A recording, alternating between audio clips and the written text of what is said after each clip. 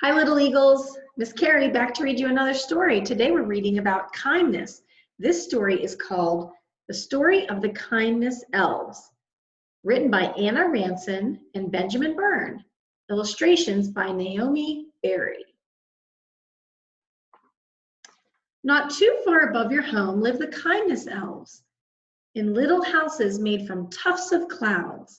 They are happy and fun, always spreading kindness wherever they go. They are clever scientists and scholars and spend their evenings reading books by starlight and gazing through telescopes.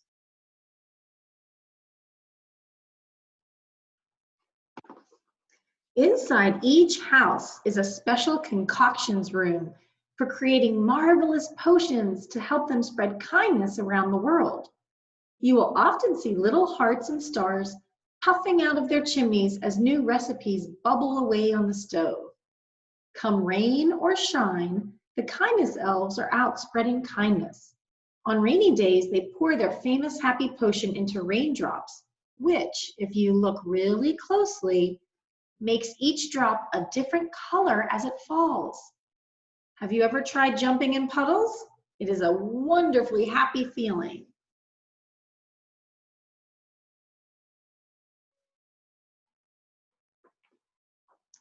When both the rain and the sun come out at the same time, that's when the kindness elves get really excited. They fetch their multicolored pots and paint the most amazing rainbows. It's a big job, but they work well in a team and get it done quickly. Each color is made of an amazing special quality, which makes a kind and caring heart. There are little pots of compassion, kindness, love, joy, peace, gentleness, and patience. The kindness elves keep these in a very special storeroom under the floor to make sure they are never spilled. They take such a long time to make, and not a drop must ever be wasted. But do you know something a little sad? Sometimes, even when they've done all these wonderful things to help people be happy, there are some people walking down below who can't look up and who need a little help to smile.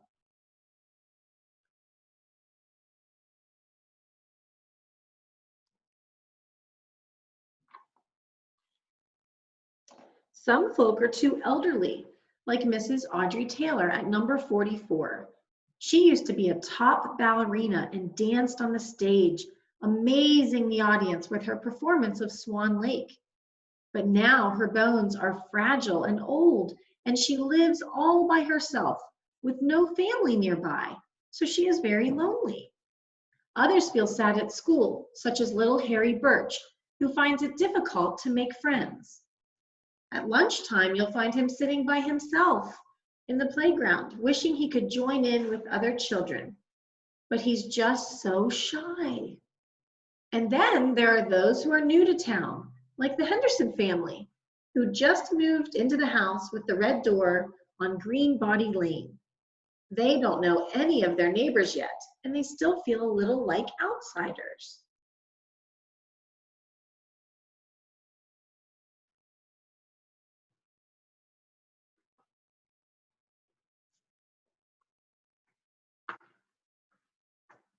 Each morning, after the kindness elves have made each other a breakfast of star cakes and rainbow sprinkles, they gather for their daily meeting on top of Cloud 9. Today was a special meeting to discuss what else they could try doing to reach all these people. Let's go and visit Mrs. Audrey Taylor. We could take over a board game and spend a little time with her, suggested one of the elves. We could also become friends with little Harry Birch and take some cookies to the Henderson family, continued the eager little kindness elf, holding up his happy magic pencil. Those are wonderful ideas, but we are too tiny to be able to do those things ourselves. We would need some help, shrugged the oldest kindness elf sadly. While they were all speaking, Pop, the littlest elf, was lying on his tummy looking over the edge of the cloud down at the town below. Suddenly he noticed two children helping up a girl who had fallen over. It was Camilla and William. a caring brother and sister who often showed kindness to others. An idea jumped into his head. "I've got a wonderful plan," he exclaimed.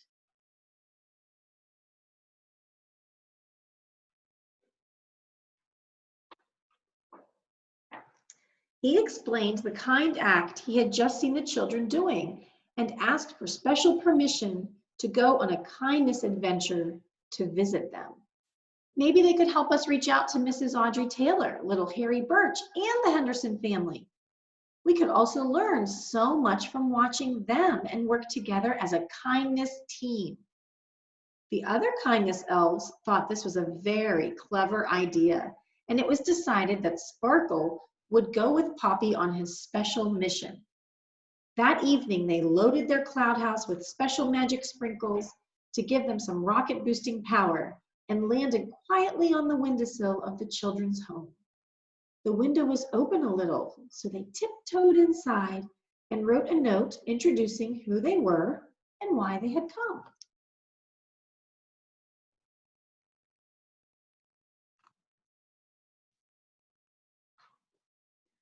When Camilla and William found the note, they were so excited and couldn't wait to write back to the kindness elves right away. Of course, they quickly realized that they couldn't talk to each other as kindness elves speak at such a tiny volume that it isn't possible to hear them. Writing would be the best way to communicate with each other. "Dear children, we are the kindness elves, and our names are Pop and Sparkle. We saw how kind you were to the little girl who fell down, and we would like to work together to spread more kindness. There are many people who need some help, love, and friendship. We could be a great team. Love, Pop, and Sparkle."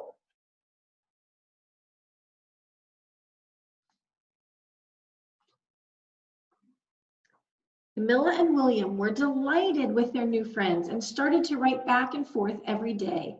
The kindness elves were equally delighted and excitedly wrote their first kindness suggestion.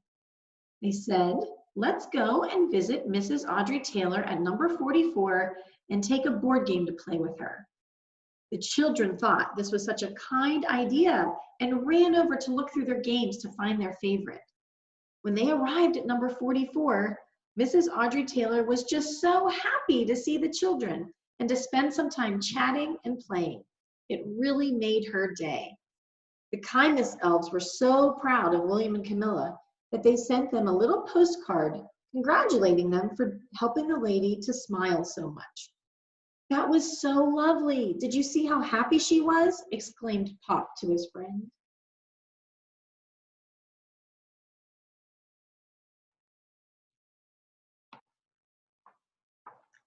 "Yes, she really was," replied Sparkle. "I'm sure they can help little Harry Birch, too. Shall we write them a message to suggest that they find him in the playground and ask him to join their game?" Sure enough, the children found the suggestion left by the kindness elves and were particularly excited to go to school that morning. As soon as the lunch bell rang, Camilla and William ran out into the playground and found little Harry Birch. He was quite shy, but the children were so kind and friendly to him that it soon became the start of a wonderful new friendship.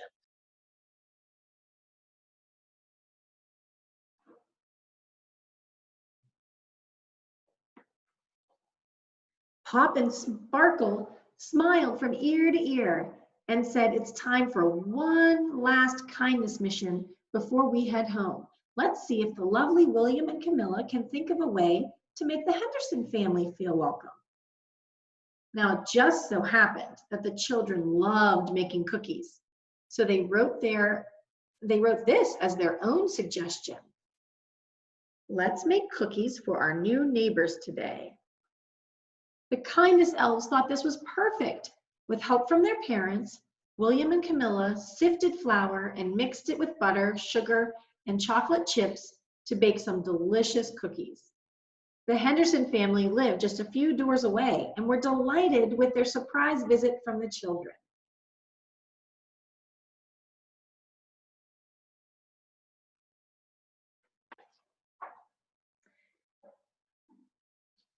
Dear children, we've enjoyed visiting you so much. You are such wonderful examples of kindness.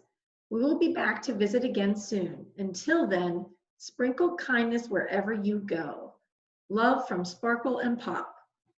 Together, we helped Mrs. Audrey Taylor, little Harry Birch, and the Henderson family with simple little acts of kindness, said Pop proudly, writing another postcard to the children to thank them for being so wonderful. I think it's time for us to return to Cloud 9 and tell the other kindness elves all about our adventures with these wonderful children. William and Camilla were sad to say goodbye, but Pop and Sparkle promised to visit them often. They left the children their little book of big kindnesses as a memory of their time together and to record their favorite kindness projects and postcards from the kindness elves.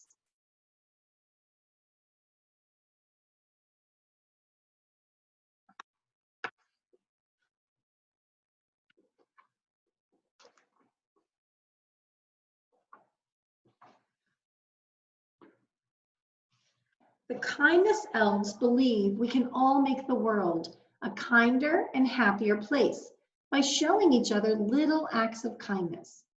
The more you give, the more it grows. You can't ever run out of kindness.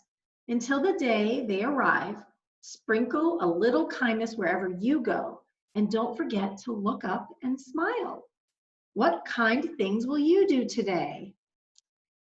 What a great story, little eagles. I know when we're small, so many things are out of our control, especially right now with our school being closed and our schedules being so different and mixed up. It can feel like there isn't anything to do to make things better right now. But there is a lot you can do, and no matter how small you are, you can spread joy around by being kind, just like the kindness elves talked about. It's going to be a long time until we can see one another again. Can you do me a favor, little eagles? Can you do me a favor? Can you work really hard at spreading kindness around? I can't wait to see you and hear about all the ways you were kind during our time apart. All of us at Maple Ridge miss you so much.